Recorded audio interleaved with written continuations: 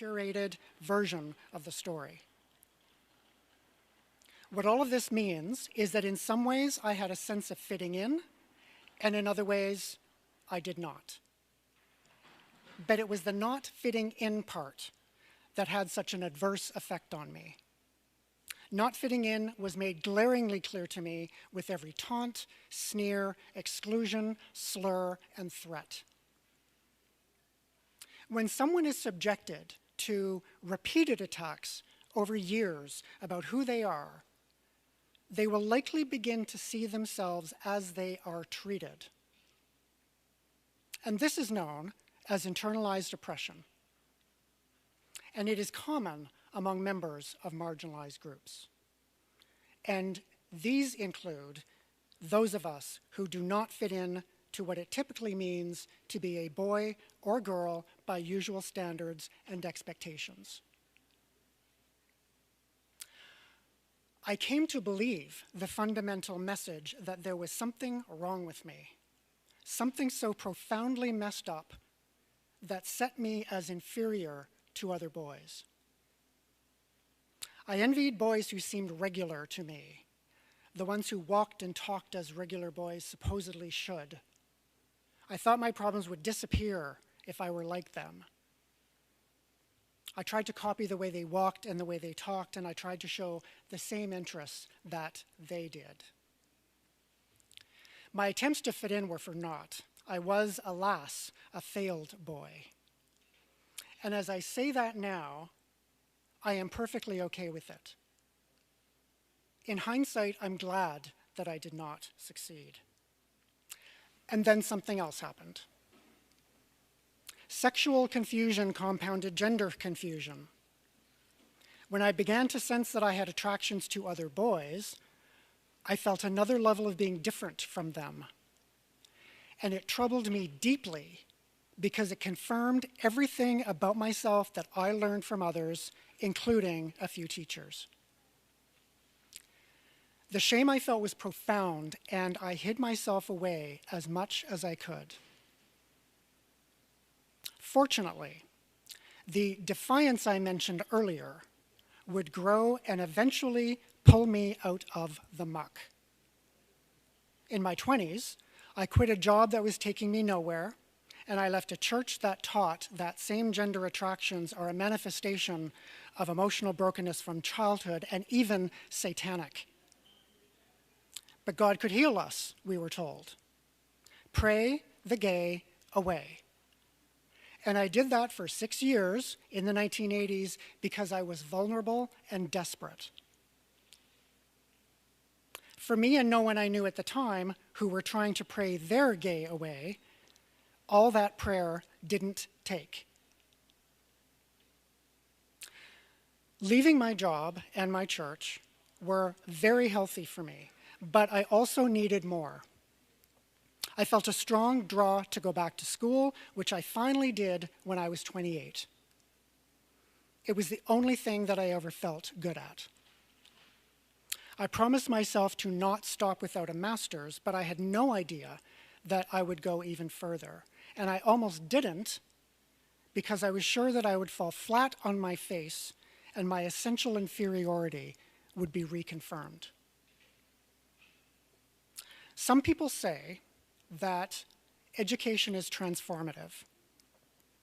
I think that that's entirely debatable, but in my case, it might actually be true.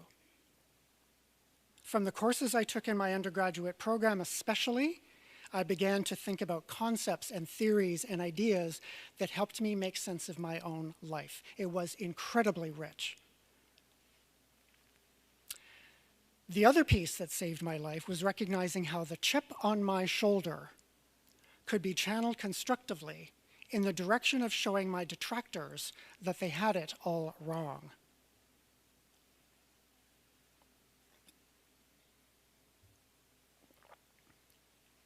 In my 20s and 30s, I finally began to learn to hold my head high and, I'm just going to say it, my middle finger metaphorically upright. Defiance enabled me to begin the long process of telling myself a new story. And that news story began this way. Contrary to what years of bullying taught me about myself, I came to know that there was nothing wrong with me in the first place. Part 2. What's it all about? Given what I have said so far, it might make sense to you all that I've been thinking about bullying for a long time and trying to understand it. Part of that effort was to read what's been written about it. And research is one of those aspects of information. Research on bullying in particular is an ever-increasing mountain. It is absolutely vast. It is absolutely endless. And by no means will I attempt to cover it all, and you wouldn't want me to even try. Instead, though, what I want to do is try to organize a few thoughts around the metaphor of a lens. So the cameras on our phones allow us to focus in for detail. But focusing in for detail leaves out the bigger context. And we can focus out for that context at the risk of losing all the detail. Both of these can be useful, so let me begin with a focus in. It was groundbreaking Norwegian psychologist and scholar Dan Olweus who really started the mountain I referred to. In 1973, he published what was the first extensive and systematic analysis of bullying translated in over 20 languages, which is really quite astounding for a scholar. He considered bullying to be behavior that is directed toward a target that includes 3 ingredients. And the 3 ingredients are, it needs to be repeated, it needs to have an intention to harm, and it needs to be based on differences in power. Now, this is a very accessible idea, and it is not mired in a lot of complex theory, which perhaps explains its popularity. The proverbial lunch money shakedown is a recognizable image for most people. So consider Mo in Calvin and Hobbes, for instance.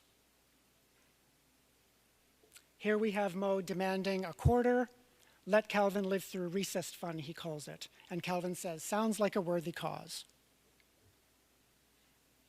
Power here is the physical size of Mo to extort the comparatively small Calvin.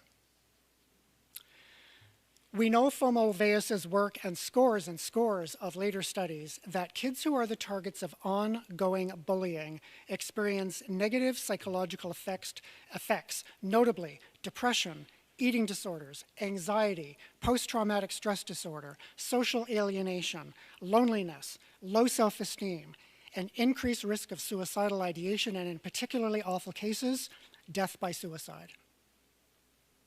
His view of what bullying is and what it looks like was groundbreaking and influential. He started a conversation that focused on how bullying can destroy kids by scarring them deeply, possibly for life, contrary to the idea that it builds character. But researchers and others noticed that a focus on individual and group behaviors captured part of the picture, but there was more to consider. One of those considerations is motivations, of which there are a few. There are social rewards to be had from bullying. Those labeled as bullies gain popularity, attention, and higher social status, especially in peer group contexts that value and reward dominance and toughness. Such rewards are usual, not occasional. When peers or adults laugh, stay silent, or otherwise validate bullying, the behaviors continue. Another motivation is endorphin highs. From a neurological perspective, bullying is thrilling, whether face-to-face or online. In an article called "Bullying is Cool: That's the point. Blogger Lev Novak put it this way. That's the whole point of bullying, to show that you are cooler than someone, to assert some form of dominance. Let me tell you, bullying is fun. You are cool and the other kid is not. What a rush, what validation.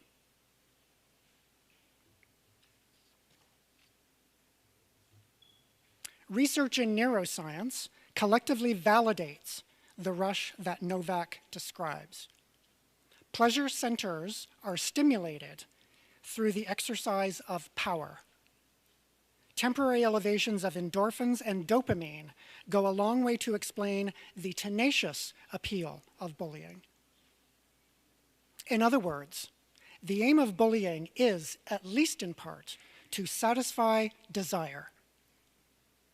It is about gratification, which is the bodily effect of the chemicals that get stimulated in our brains. These motivations clearly indicate bullying as an exercise in power, but there's more to it than mere interactions between and among kids.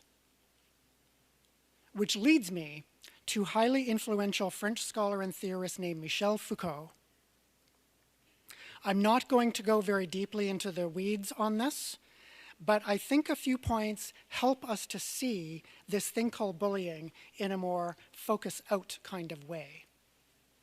He did not write about bullying specifically, but his work reveals how institutions produce, reproduce, and normalize behaviors that most would identify as bullying. For Foucault, power isn't about top-down rules and regulations and unquestioned obedience. It is about small but patterned moments in school, such as who gets to speak more than others? Who gets acknowledged more than others? Who gets praised and rewarded more than others? Who gets in trouble more than others for the same behavior? Who tends to get more attention than others? And who gets overlooked more than others? It goes beyond the good intentions of administrators and teachers. That's not what it's about at all. It is mostly about how small, routine moments teach kids about who fits in and who does not through daily practices that few notice or question. It is not as simple as cause and effect. It is about influence. It's about how norms and expectations are enforced, how kids are sorted and labeled, and how those patterns are magnified in kids' behaviors that we call bullying. So let me turn to Moe in Calvin and Hobbes again to illustrate the point. Perhaps it is the case that Moe has been labeled as a bully, and so, accordingly, he plays out that role. Moe wants the ball. Moe wants the swing. And notice that Twinkie and Sissy are stand-ins for other less palatable sexist and homophobic slurs. But consider other common slurs that refer to race, physical and mental ability, class, gender, and others. Research, scholarship, and theory might give us interesting insights, but I have to wonder if all of that matters all that much, and to whom. For one thing, the cultures of bullying in schools is unrelenting, as it is outside of schools.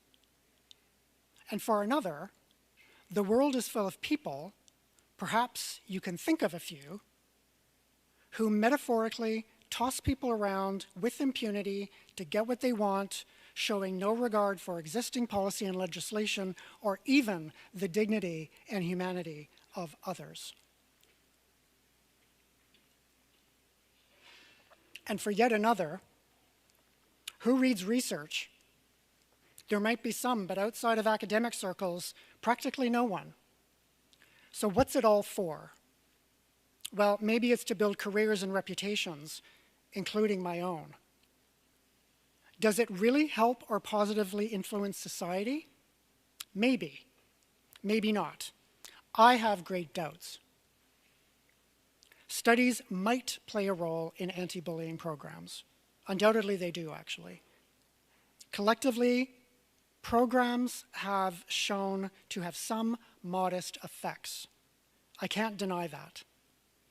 But even so, the upshot is this. Decades of research, scholarship, theory, and programs have not prevented the scourge of bullying from crushing an abundance of children along the way. It just hasn't. And then there's more. Claims are made by school boards and ministries of education that we're working to eliminate bullying, or we are taking action to root out bullying. It's easy to make these claims about eliminating and rooting out. I've been seeing them on school board and ministries of education websites for almost 25 years.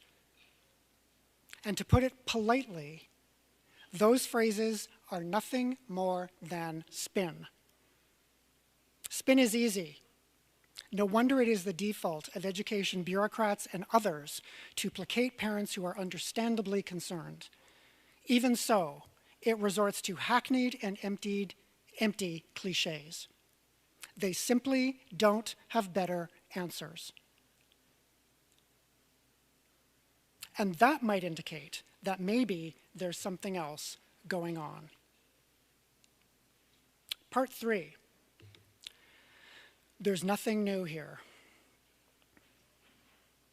It is the focus out that I want to highlight here by bringing in a view of some of the detail and complexity of this thing called bullying.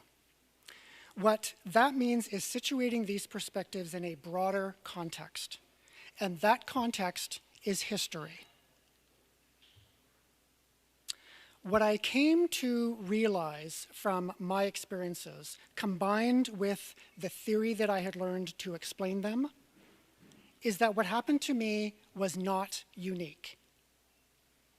It was tied to ideas of normalcy, legitimacy, and entitlement that already existed in the culture. In my case, it was pre-existing ideas about sexuality and gender identity and expression that validate some people, but not others.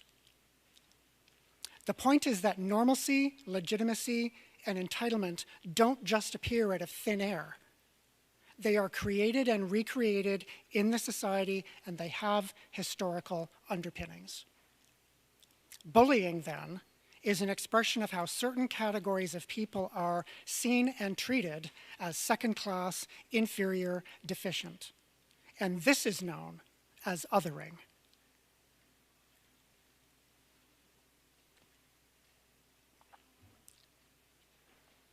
The categories I'm talking about are familiar to most people.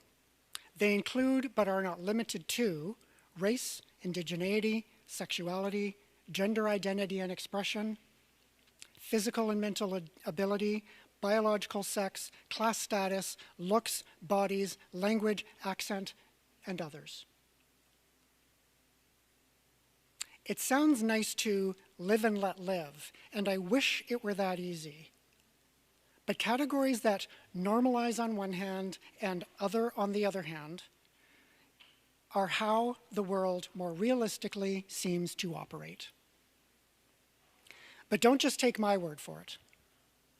The United Nations Educational, Scientific, and Cultural Organization, otherwise known as UNESCO, says likewise. The chair of a UNESCO subcommittee called Tackling Bullying in Schools and Cyberspace crafted a definition in 2024, just last year, that mirrors what I'm talking about. And this was written by Dr. James O'Higgins Norman, who was the chair of this particular subcommittee. And what they wrote was this. It's a bit long, but I will read it along. School bullying is a damaging social process that is characterized by an imbalance of power driven by societal and institutional norms. It is often repeated and manifests as unwanted interpersonal behavior among students or school personnel that causes physical, social, and emotional harm to the targeted individuals or groups and the wider school community. So Ulvaeus is in here, but he expands on Ulvaeus's work and builds on it. Now I've highlighted, as you can tell, a couple of phrases that I think are entirely significant, being driven by societal and institutional norms and targeted individuals or groups. And given the importance of the specific categories that I listed, we can say that being treated as other is not random, but rather is patterned and predictable. Most of us who are othered are aware of how a slur can be hurled our way at any moment as we move through the world. A few years ago, I got into a verbal altercation with someone on Commercial Drive in East Vancouver. And suddenly, and much to my surprise, the person yelled at me, "You effing queer." She did not say effing. That is my polite substitution for the F-bomb that she lobbed in my direction. I think that women know how this works. I think so do Indigenous people and racialized people and people with disabilities and others who are othered. Suddenly and out of nowhere, race or gender or sexuality or disability are weaponized against us in a situation that has nothing to do with who we are. A category-specific slur suddenly slaps us in the face. And even when a slur isn't invoked, we know in the backs of our minds that it could be at any moment. What happened on Commercial Drive was a moment in time, but the strands of history were its foundation. There is a grim history to othering in this country. State-instigated racism and sexism are examples, and the historical record is significant on these matters. Canada was built as a white European colony at the expense of Indigenous peoples especially, and others too. Black, Asian, and South Asian people faced their fair share of social and institutional racism, and from what I've learned, many, most, all still do. Since the adoption of the Canada Multiculturalism Act in 1988, we have developed an international reputation for inclusivity, diversity, and multiculturalism, even if it rubs some Canadians the wrong way. But we can't let reputation hide historical truths or pretend that those grim days exist only in the rear-view mirror.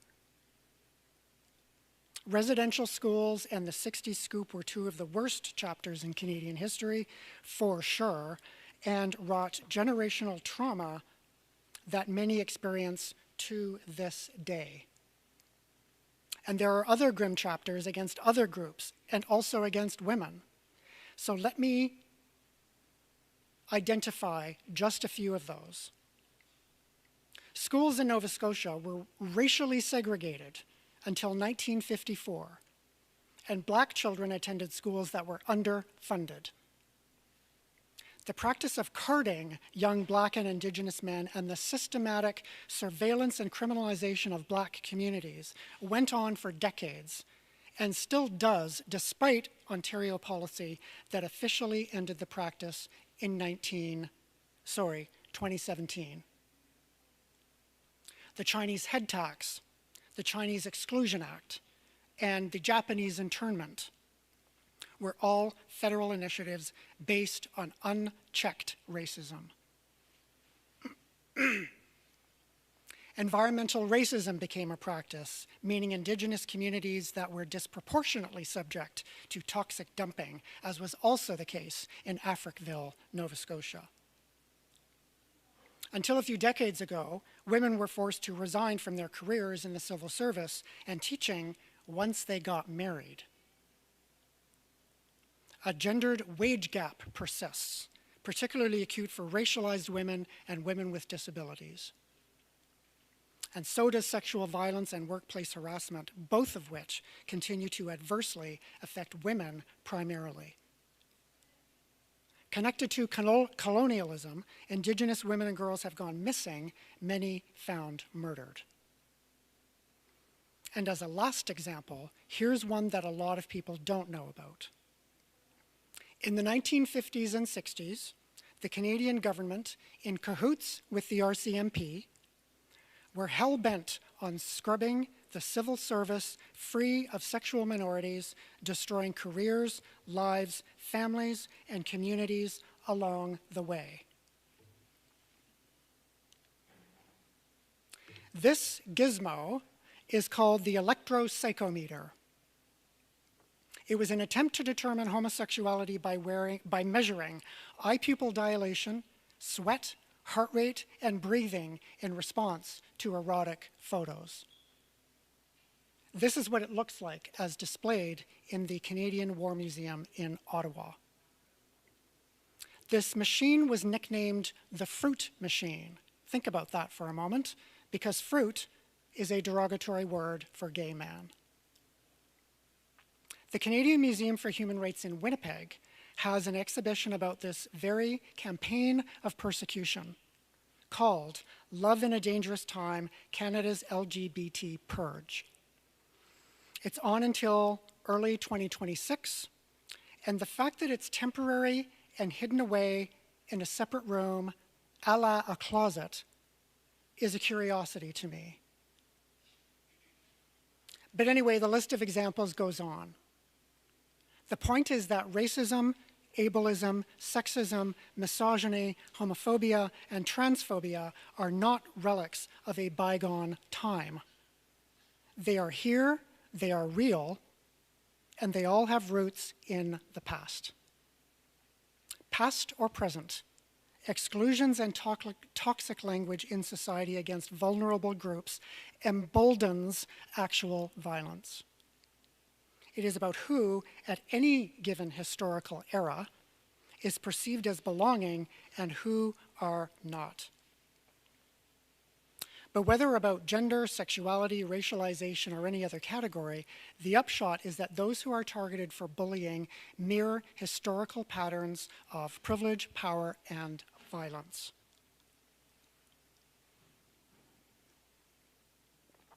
And these patterns reflect ideas about insider and outsider. The point I'm making mirrors what 60s civil rights activist James Baldwin noted. Famously, he said, "History is not the past, it is the present." There's another story about bullying that needs to be told, and I have already hinted at it. And that other story is nationalist politics. Part 4, but I don't like politics.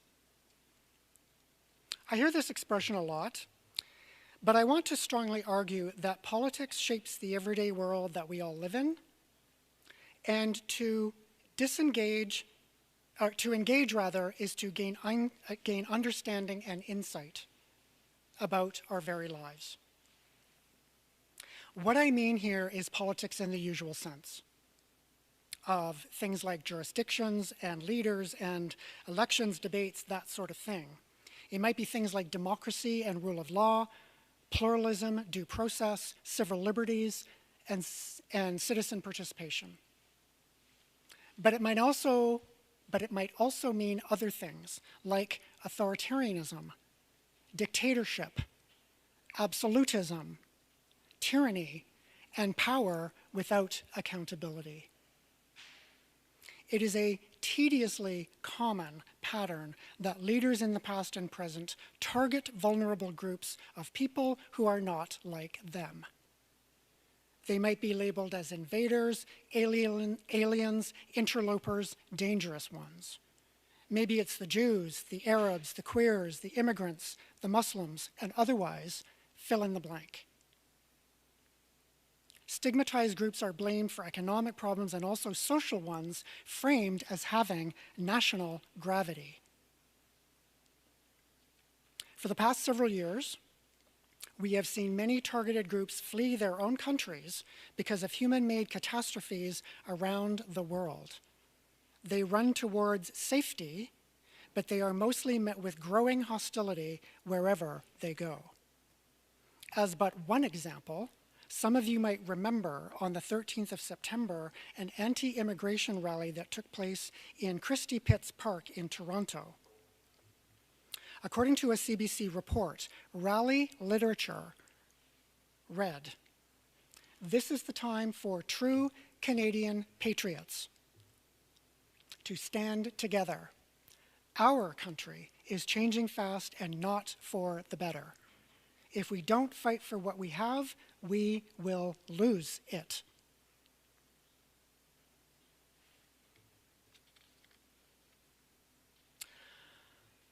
I have to wonder who true Canadian patriots are and who is included in our and who is not. Inherently, it speaks of insiders and outsiders. These ideas are socially conditioned. A relative once said to me about newcomers to Canada that they should just go back to where they came from because we were here first. "Great," I said, "pack your bags because we're going back to England." And he didn't have much to say after that. In rousing rallies and speeches, leaders might repeat over and over and over again how a particular group is not only a threat to the nation, but less than human. Convincing the majority is how tyranny and genocide are justified and carried out. Alex Neve explains this far better than I can. He is a human rights lawyer and the former Secretary General of Amnesty International Canada from 2000 to 2020. He is also the 2025 Massey Lecturer under the title Universal: Renewing Human Rights in a Fractured World.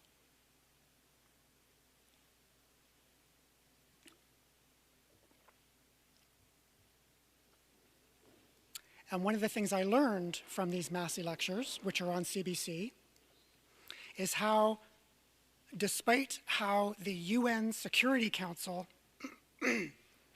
is shackled by veto power of China, Russia, and the US, he remains hopeful that human rights can be universally realized. And it isn't only physical extermination, otherwise known as mass murder, that is happening in several places as I speak. Some get a ton of media coverage and others get very little. It's also about cultural genocide, which is what residential schools in Canada were designed to do against Indigenous peoples. Part of the Truth and Reconciliation calls to action is to address the continued adverse effects of colonialism and how settler governments, education institutions, and settlers themselves need to address them. From what I've learned, the process to get there is sluggish at best. Racism against Indigenous peoples abounds institutionally and in society. Political regimes might also target women. Leaders in some countries, namely men who benefit from a toxic mix of religious zealotry and unthinkable levels of misogyny, severely restrict the life choices and chances of women and justify it as divine will. And here's another example, which is how certain leaders and regimes convince citizens that families and the cultural fabric of their nations are under threat from LGBTQ+ people. In Poland, for example, there were, until last May, only a few months ago, so-called LGBT-free zones in major cities to curb what the government insinuatingly called LGBT ideology. Under the current regime, Hungary has banned all LGBT-focused events and books under the what it calls the promotion of family and gender-inclusive books for children. Such rhetoric is not accidental misinformation, it is malignant disinformation. Many countries criminalize consensual same-sex sexuality, punishable by life imprisonment, maybe even death. Uganda is a case in point. In 2023, it passed legislation that allows a range of punishments, including death. Thanks to the sustained propaganda from the regime, the law is popular among Ugandan citizens. Furthermore, international condemnation did not prevent it from being upheld in the Ugandan Constitutional Court last year. The rhetoric of these despotic regimes constitutes bullying because they target certain groups for tyranny and terror and justify it as protecting tradition and the nation. The tools of blame and hate are effective. People get elected and re-elected for, among other things, blaming people on the margins, much to the fanfare of those who are easily convinced that this group or that group is a direct threat to our nation, our economy, our jobs, our families, and our children. Some with political ambitions proudly model public shaming, threats, and the stigmatization of people who are already vulnerable. For instance, why not mock people with disabilities just to entertain a crowd of supporters? Why not engage in name-calling if it gets you what you want? Sleepy Joe, Crazy Kamala, Crooked Hillary, Sellout Singh, Carbon Tax Carney. Especially for audiences that feel disaffected by so-called woke culture, these tactics work and the effects are real.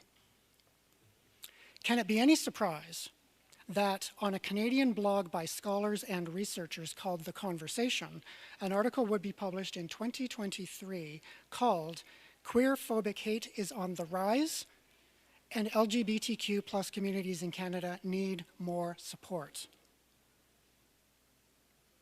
Can it be any surprise that an article would come out 2 years later, that is this year, called "From Warning to Reality, Canada's Escalating Hate Crisis Demands Action"? And then, just 2 days ago, this appeared on The Conversation. Alberta's education legislation erodes gender-based violence prevention in K-12 schools. Erodes violence prevention.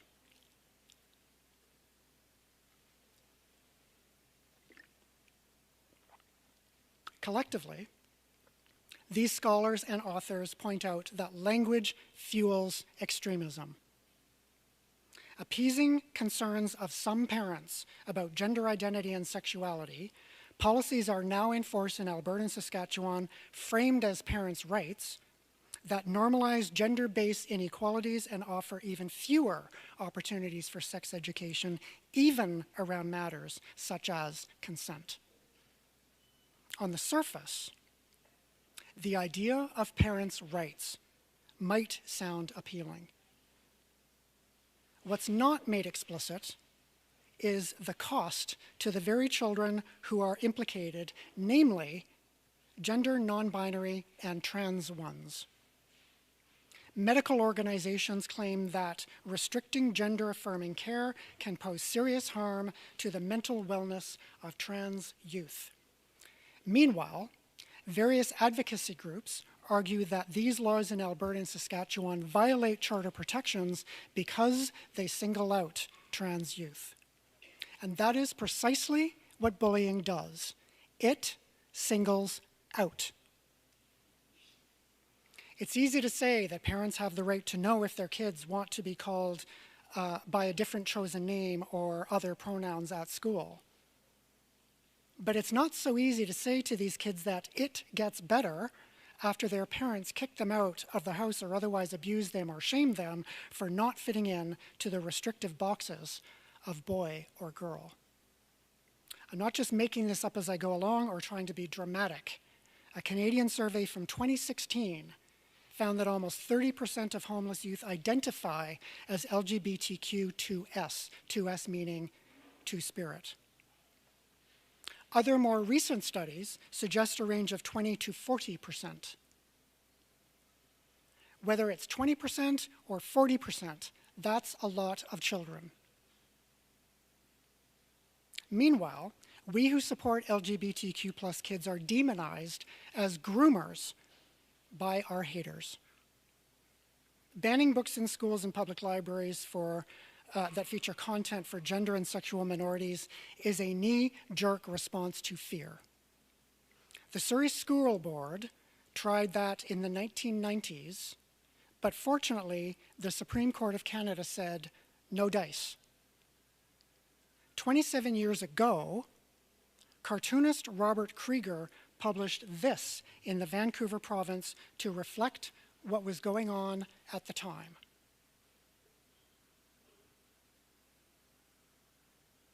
I think it sort of speaks for itself.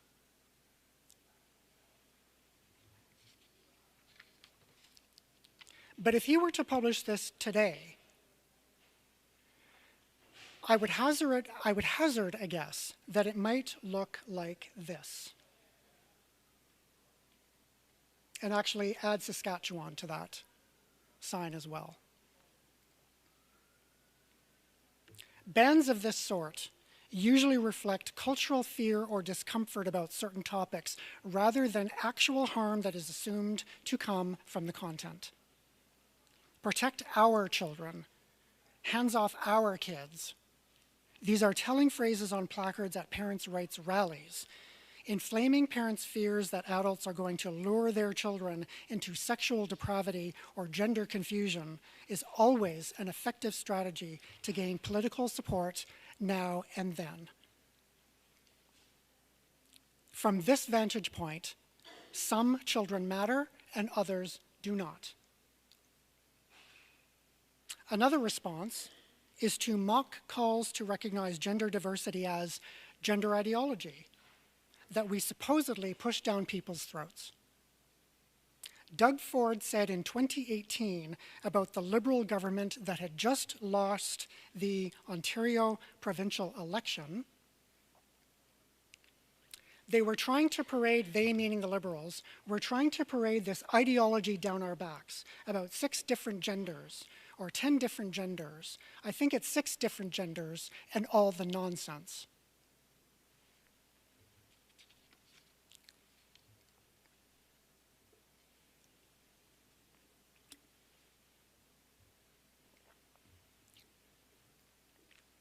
What is he teaching parents and guardians through derisive and demeaning statements such as those? How might some of them respond to their kids who don't fit in? How might kids parrot transphobia that is expressed by their parents or guardians? And furthermore, where's his apology for bullying gender, non-binary, and trans children? Meanwhile, the empirical facts are that transgender, non-binary, and two-spirit youth are significantly more likely to experience bullying and other forms of violence than their counterparts, as one might easily guess. Now, charts and graphs make my eyes glaze over, and maybe that makes me a lousy academic, I don't know, but indulge me as I show you just one.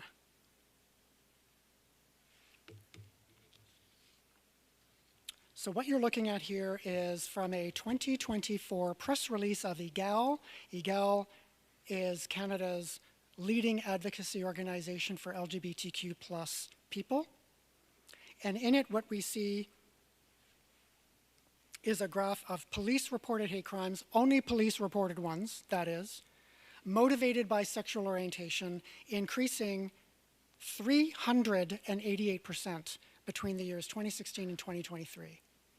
And so you can see the chart go up and up and up and up and up, and there is no reason whatsoever, in my view, that anything is dipping down since 2023.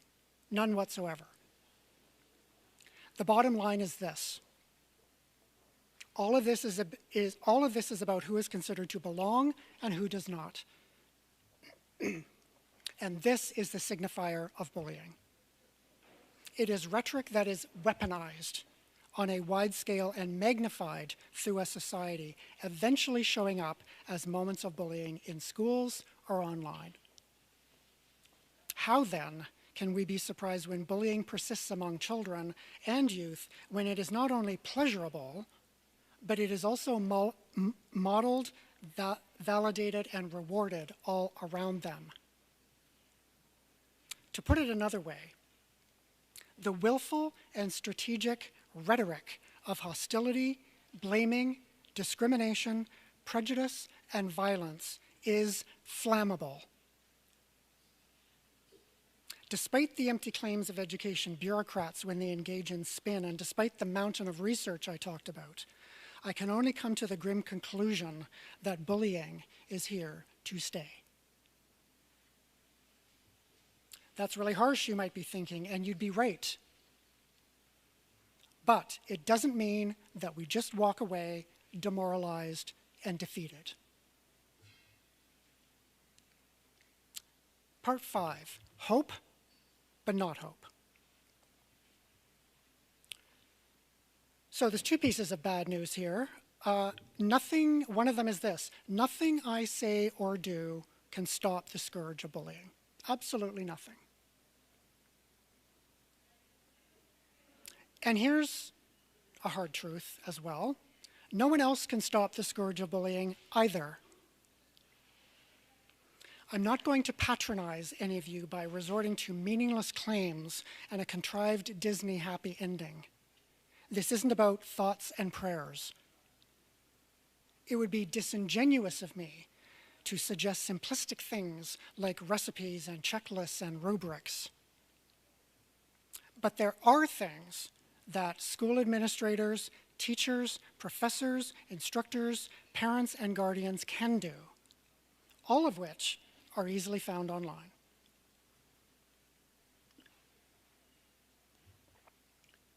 So let me mention a few of these things. They can model kindness and inclusivity for difference, not just during anti-bullying campaigns, but through the entire school year. They can place kids and youth at the center of strategies to address cultures of bullying, one of which might be to channel energy into creativity. They can make it safer for kids who are targeted to tell and be greeted with support and validation rather than being blamed for not measuring up. Kids need to feel like someone is standing firmly in their corner.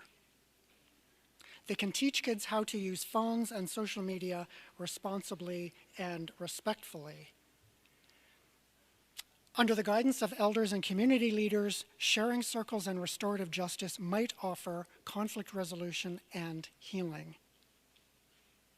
And the list goes on, but the collective purpose of strategies is to build a culture of respect and inclusion that chip away at practices of insider-outsider.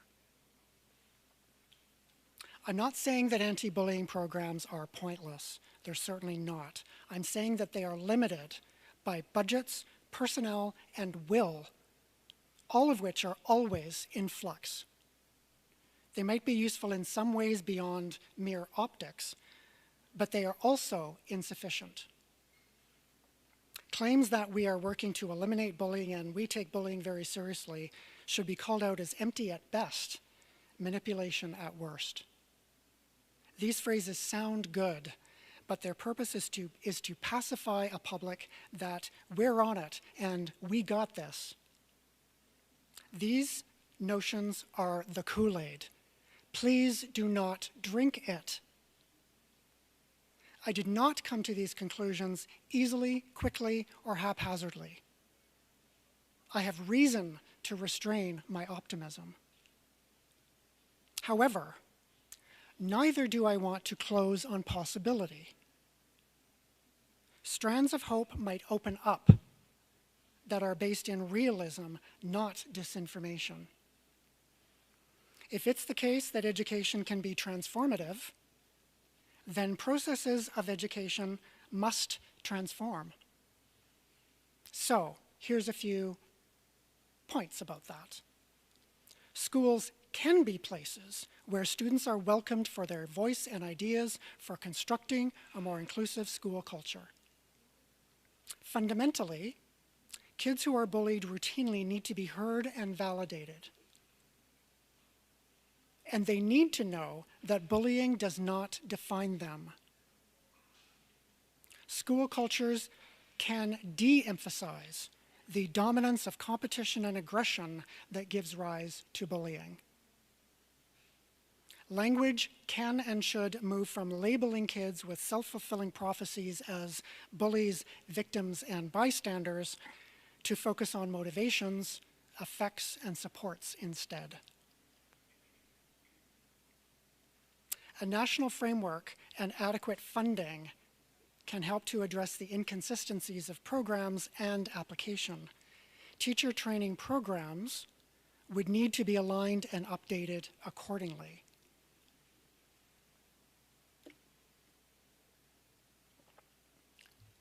Governments need to rein in the enormous power of megacorporations that unleash social media apps upon the world and rake in billions in profits through the human misery that unfolds.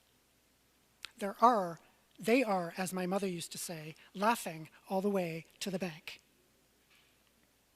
Governments need to also be taken to task. Regulate, regulate, regulate. Laws and protections. Regulate, regulate, regulate.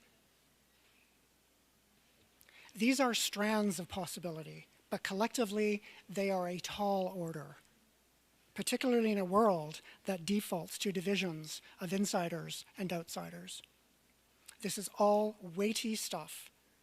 It's overwhelming because there's no end to bullying and other types of violence that attracts identity. It is absolutely relentless. I don't want to make light of all of this with what I'm about to show you. I love cartoons, as I think you've gathered, and I think that there are a few things that we can learn from them. So this is Opus the Penguin from the cartoon strip Bloom County, which I love. He takes dandelion breaks when things get overwhelming or too grim to bear. I am often drawn to taking my versions of dandelion breaks as often as I can to maintain emotional health. And it is in these moments that I realize that letting the strands of possibility fall to the floor to be swept away is not an option. Because that would leave us with nothing. And if I believed in nothing, I would not be doing this talk. At the same time, hope should not be a default position just because it's socially imposed and it's all warm and fuzzy. Hope isn't about dreaming, not really. Hope is about doing. Hope is about struggle. And that struggle is real, that struggle is perpetual, and that struggle is difficult. But it is also indispensable. And that is where I'm going to leave it. Miigwech, thank you for the opportunity to speak with you today. It has been an enormous privilege and honor to do this. Thank you very much.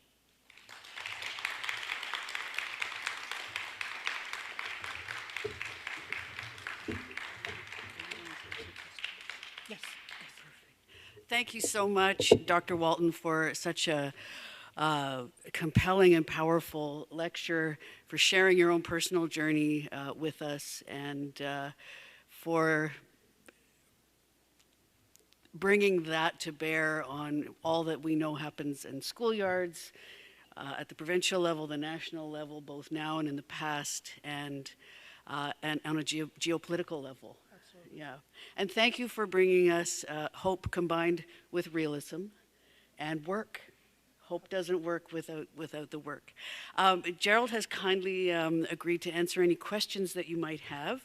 If you have a question and you're in this space here in Thunder Bay, you can come up to this microphone. We do ask that you use the microphone so that people online can hear.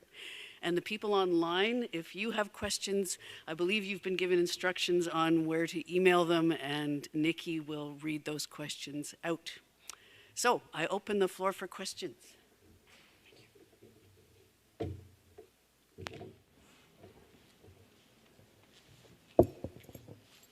I feel like I always start. That's okay. Start. Yeah, what great talk. Thank you so much, Gerald. I've long had a bone to pick with discussions about bullying, because one of the things I've noticed is that when you talk to people, everybody's been bullied. Everybody is a victim, and nobody is the bully. And I'm interested in how often that doesn't come up.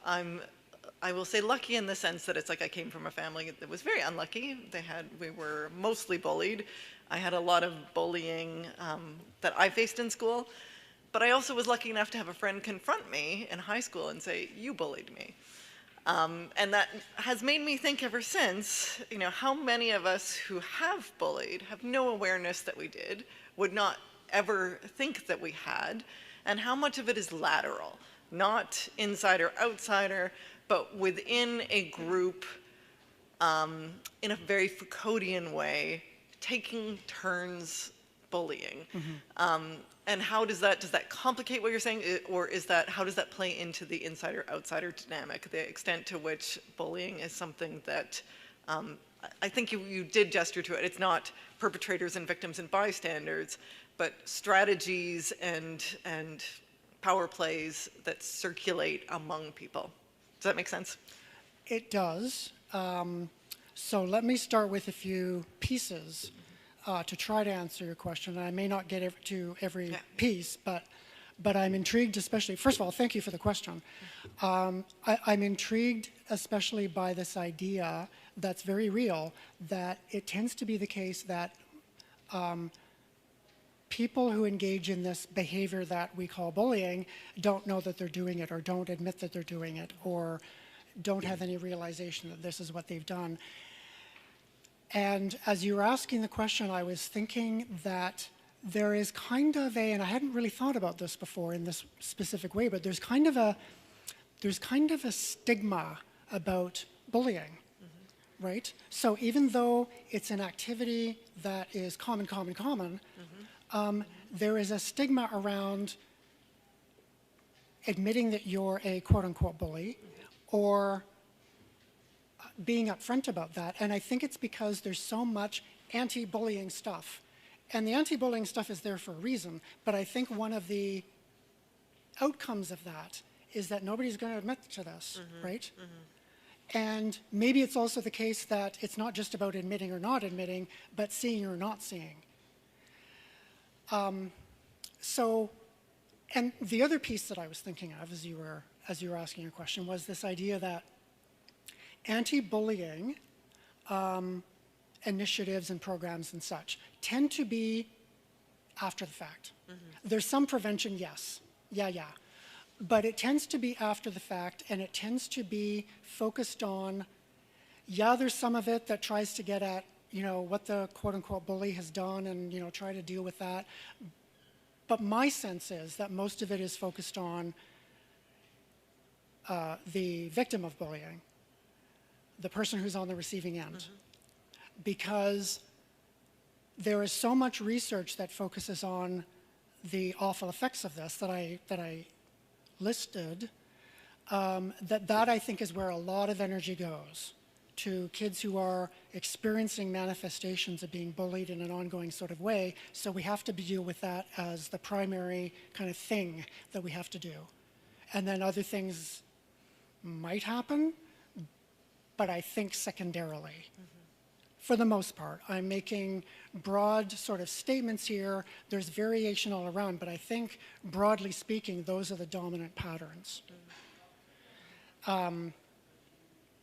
Does that answer your question? It does, and it makes sense to me that you would focus on the people who are bullied for obvious reasons. For sure. And because they need the most help. I guess my final thing would be, is there discussion on people who bully and are bullied? You mean both? Yeah. Yes, there is. Okay. Oh, Right. awesome. Yeah, there is. So I didn't go into this Yeah. really because of time and No. all. But a lot of researchers and scholarship looks at a category of people who are called bully victims. Interesting. And so these would be the people that you're just talking about who do both simultaneously, or not simultaneously, but are both at different times. And so that adds another layer of complexity that I did not get into in this talk about people who, it's not a binary of you're either a bully or a victim, it's actually more complex than that. Maybe you're both on, maybe you're one on one day and the other on the other day, or whatever. So there is a fair amount that looks into trying to grapple with that level of complexity. I don't know that it does it very well, but it's looking into trying to sort it out. I don't think that these labels are all that helpful. I agree. And I also don't think that the label of bully victim, while it's trying to explain something, I don't know that it gets at anything that's particularly useful beyond trying to understand a deeper level of complexity besides the three initial categories of bully, victim, bystander. Yeah, awesome. Thank you. Yeah, you're welcome. Thank you. Did you want to come to the mic? Please. Thank you, sir, for the presentation. Can you help us understand the global perspective on bullying from cultural angle and religious angle, or angles? Cultural angle and Yes. So for me, I'm looking at bullying is an English word, and maybe it's a Western idea, but of course, I understand kids bully everywhere in the world. So is it a cultural thing from your perspective as well? And do you see any religious background to it also from all the world great religions? Thank you. thank you. So if I understand your question as I hope to, it's an excellent point. So thank you for it, that bullying is an English word, and I think it's kind of a Western concept, I suppose. And that's the problem with concepts and ideas, right? They're just concepts and ideas, and that serves a purpose, but maybe concepts and ideas are limited in some other ways. And maybe what you are identifying insofar as the cultural piece of this is one of those ways.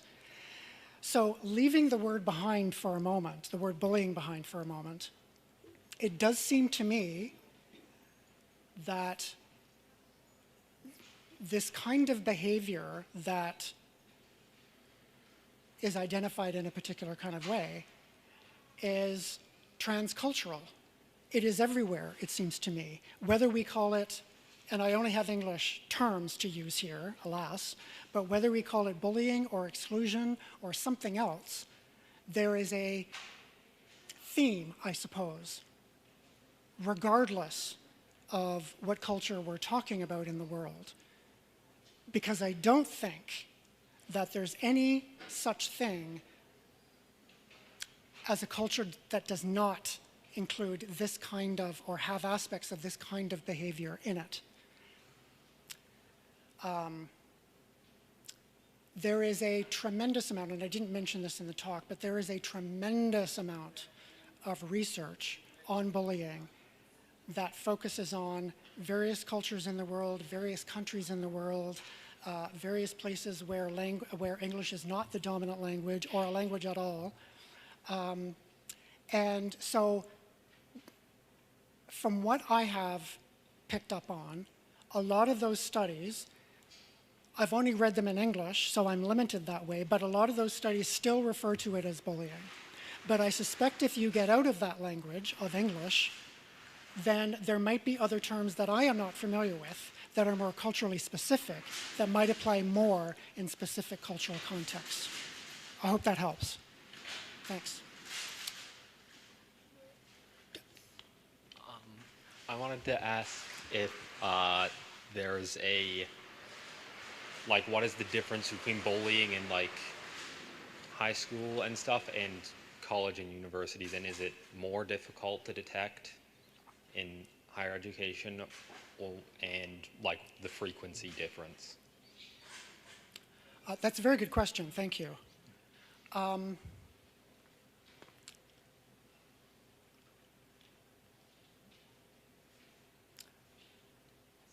I kind of think that there is a strong pattern, not an exclusive 100% thing, but a very strong pattern that most of us have learned that when we think of this word bullying, we automatically go to schools. We automatically think of schools. And your point is true that it happens elsewhere. There's a fair amount of literature on bullying in the workplace, which I did not even mention. There's a ton of that. And there is a significant amount, actually, on post-secondary institutions and that sort of thing. But I think the default is schools, because it is just so talked about. Because we're talking youth, we're talking people under 16, that sort of thing. But as far as the behaviors and labels go and percentages and stuff, I don't have percentages in my head. And I don't need to, because I think a lot of what gets described as bullying happens in a post-secondary context, say residences, for example, and it may or may not be called bullying. It might be called harassment, for instance. And harassment and bullying are not identically the same thing, but there's an awful lot of overlap, right? So it might not be called bullying. It might be called harassment, but I think it boils down to the same thing or very similar things. I hope that helps. Anyone else?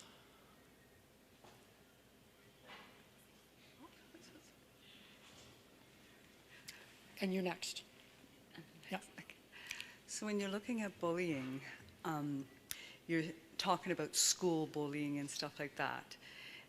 And coming from a parents of me being bullying and my kids being bullied and stuff like that, I always try to analyze, like, why is this happening? And I'm going, is it a learned behavior? Because we're trying to say, oh, it's the teacher to correct it and everything, but is it a learned behavior from a younger child, from what they're exposed to, ancestral things that are happening, the norm of society, the acceptance of society, the religion part of the whole thing? To me, I'm going, we rely so much on teachers to correct it. And I'm going, I think it needs to stem from way before teachers, because they're the one that gets it.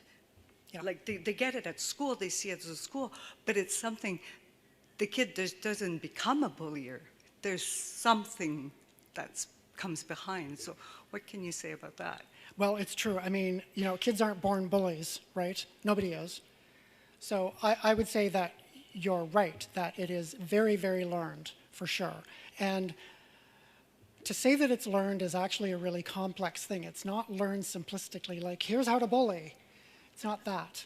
But it's more about learning by seeing, mostly, how people get treated and why. And kids see this all the time. And there's the pleasure part of this, too, that I talked about as well, right? So if kids are learning to treat each other in this particular way, they are, I would presume, also learning that there's actually fun in this. And so I'm going to keep doing it.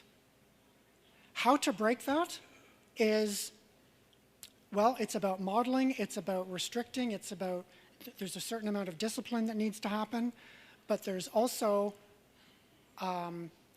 trying to educate, I suppose, I don't mean that in any sort of formal way, but educate around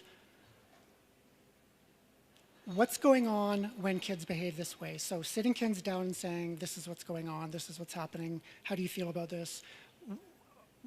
Do you understand what you're doing? You might see this all the time in TV programs or whatever media they might be using. And they might see it from their friends, but do you understand what's really going on? That kind of thing. I don't think that this kind of teaching is going to eliminate it either. But I think that if that happens more, and that alone is a big ask, quite frankly, but if that were to happen more, maybe more kids would have an awareness of the impact and the, I don't want to use the word consequences, but the impact and the influence they have, and to be more aware of that, and to be more empathetic and to be more respectful of each other. I don't know. I think it's about learning, mostly. There's also that brain component, but I think it's about learning. And that's a very complex thing.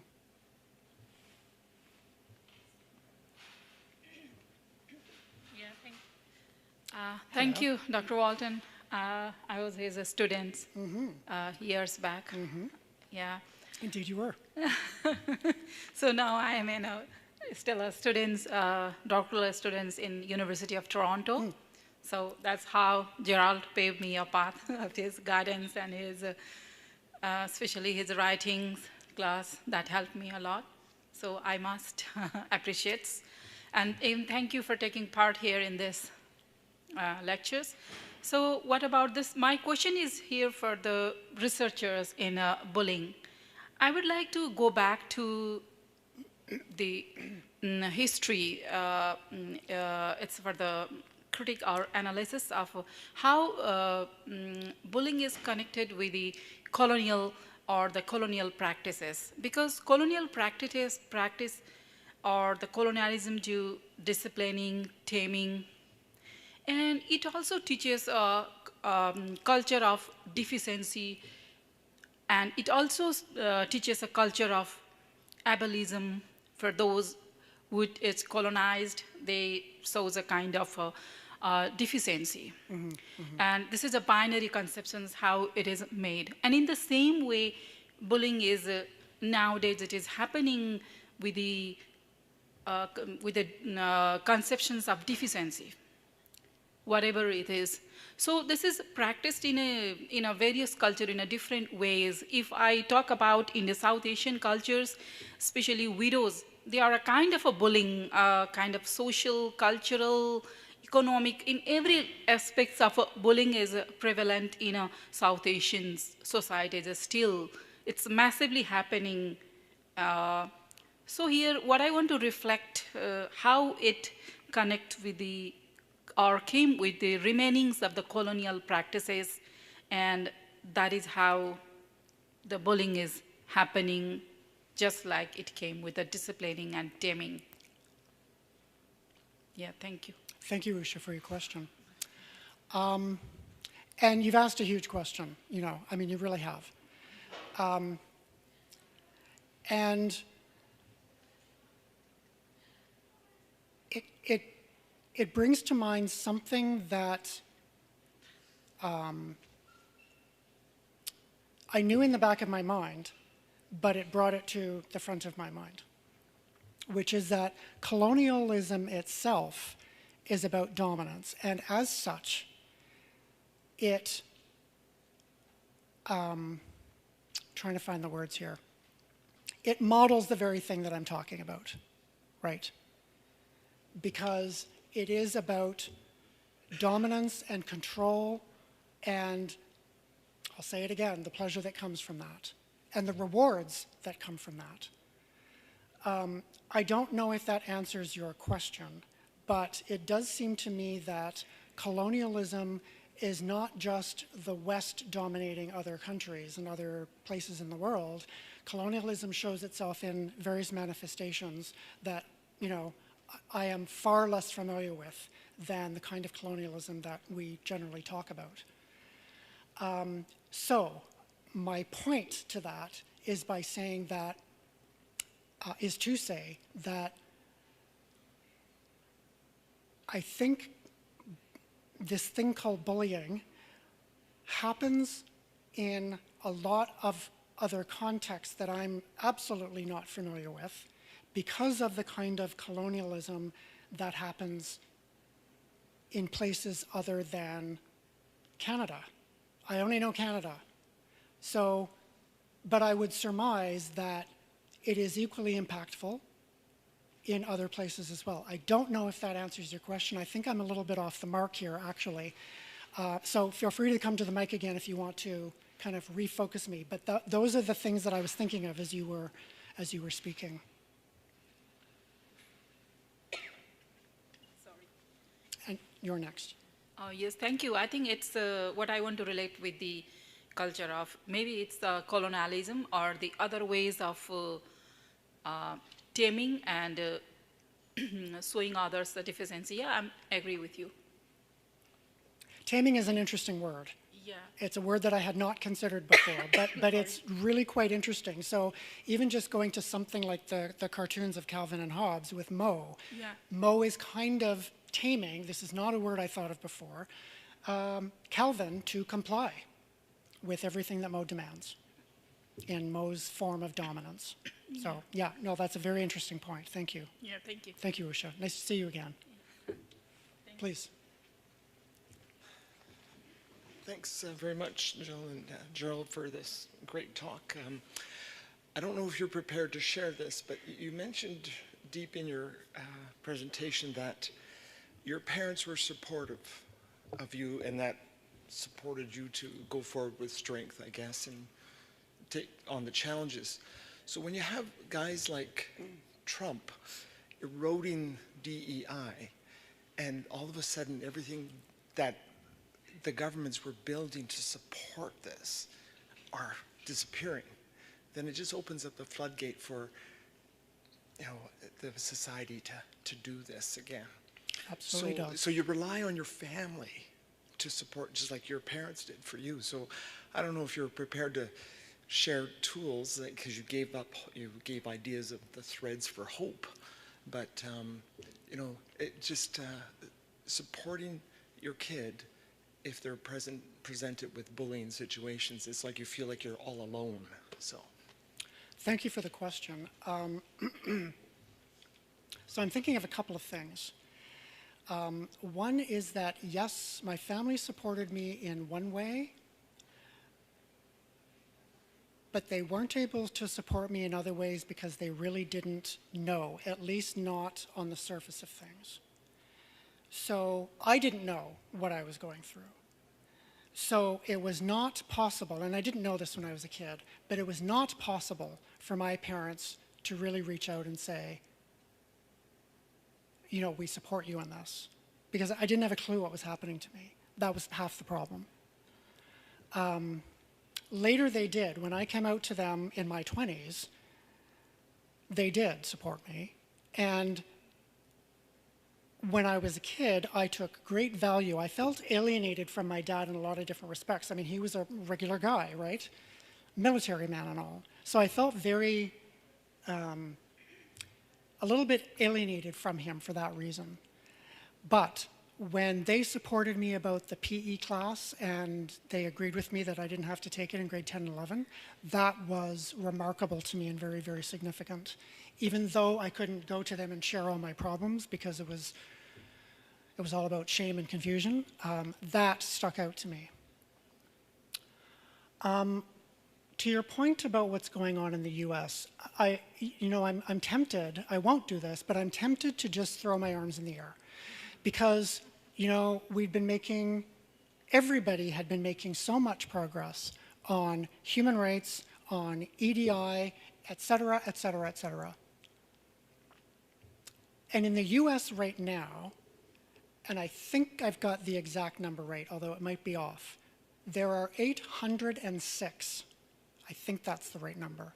There are 806 bills at the state level that have to do with gender diversity that are being stripped away as we speak. Probably some of them are completely stripped away by now.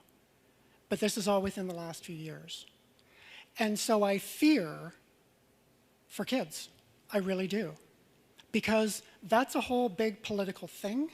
People are talking about these things. People are talking about trans kids and parents' rights and all of this jazz. And that creates a cultural context of anti-queer, anti-trans that kids pick up on And it's not even just about kids picking up on it, so I'm going to bully this kid who I think is gay. It's not limited to that. It's also about the kids who are confused, who don't have a sense of who they are, but they know they're different. And so what happens to them? They will probably, many of them anyways, unless they've got somebody in their corner to say, you're fine, actually, probably they're going to internalize a lot of it. This is going to happen and happen and happen. It's, oh, and I will just say another thing about that too. It's not just the US. In Alberta, for instance, the U of A, I think the U of C, University of Lethbridge, they've all taken away the EDI framework, all of them. And probably that's going to happen more. I am very grateful to Lakehead for its stand on EDI and what it does with that.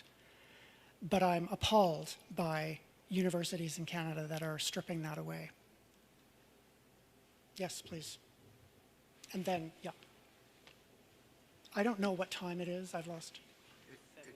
It's time to call quit. Probably, yes. 2 more questions, yes. So you have spoken very well, but what is the message for Lakehead University? You know, how do we curtail or how do we improve bullying or not having bullying, being bullied? I think what the administration can do or what the professor level can do, because we are in education. Yeah. We have to train new generation of people. Yes. And so how we can ease out this thing or how can help them to learn it. Well, one thing about Lakehead University that I just mentioned is how it sticks with EDI and backs that up. I guess, and you know, by inviting me to do this talk, that's a thing because conversations are happening. So I'm very grateful about that. I guess what I would like to see more of, and it's not even just Lakehead specific actually, but what I would like to see more of at this kind of educational level, namely post-secondary, is more of the upper echelons of administration having a better understanding of human rights and this thing called EDI. I have a sense that some of them really do, and I also have a sense that some of them really don't. So I think that any institution, Lakehead probably included, could enhance that part of its framework around human rights, respect, that sort of thing. That's what I would say. I think it's here, and I think it's at most institutions, but I think people at the upper levels might not see what actually goes on at the faculty level or at the classroom level, that sort of thing. There are a lot of students, I'll just say this one last thing about this because it just popped into my head. There are an awful lot of students here, as I understand it, I don't have numbers, who report to me and report to other people instances of racism, instances of homophobia, instances of transphobia here. So those need more of a venue where they can be talked about, addressed as a university community, and dealt with effectively. That happens here at this university. This I know. I haven't done a formal study on it, but I'm talking about students who say things to me in my class or in their assignments, or I've gone to a few meetings where people have described incidents that they've faced here. So those things could be dealt with in a more, I don't know, direct way that acknowledges it and tries to do something with that.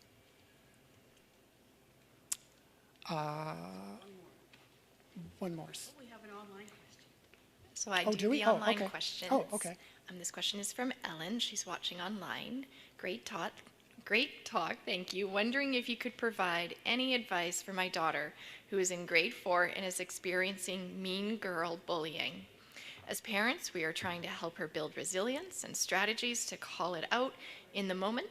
My daughter is watching, and we thought you might have some suggestions. From Ellen. Yeah. So I think aspects of the question that looks at resilience and responding to it in the moment and that sort of thing, I think that those are all great. And I know that there is a whole body of literature, entire books upon books, on this thing called girl bullying. I don't like calling it that, but that seems to be what people call it.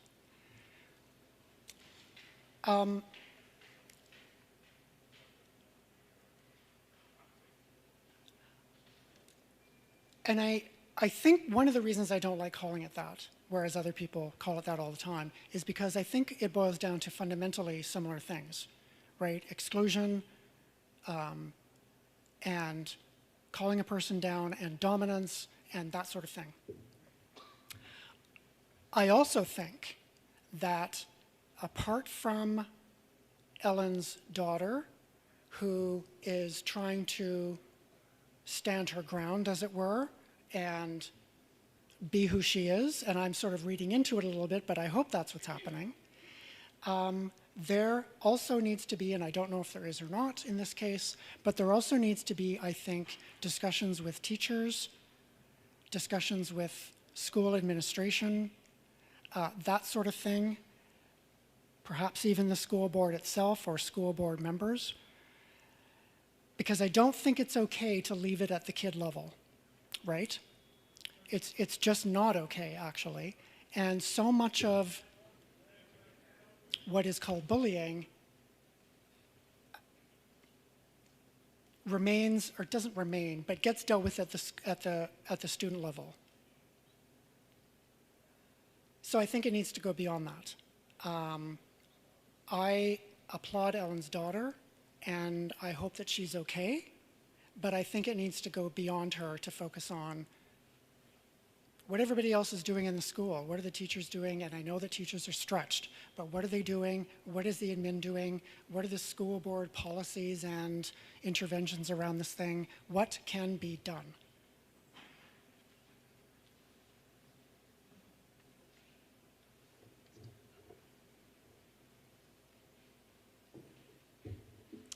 Thank you again, Dr. Walton, for your wonderful lecture and for answering so many great questions. Thank you all for coming. Stay tuned for more wonderful lectures in this series. It's great to see you here, and thank you to the folks online as well. There are still some refreshments at the back, so please help yourselves, and we'll see you at the next lecture. Thank you.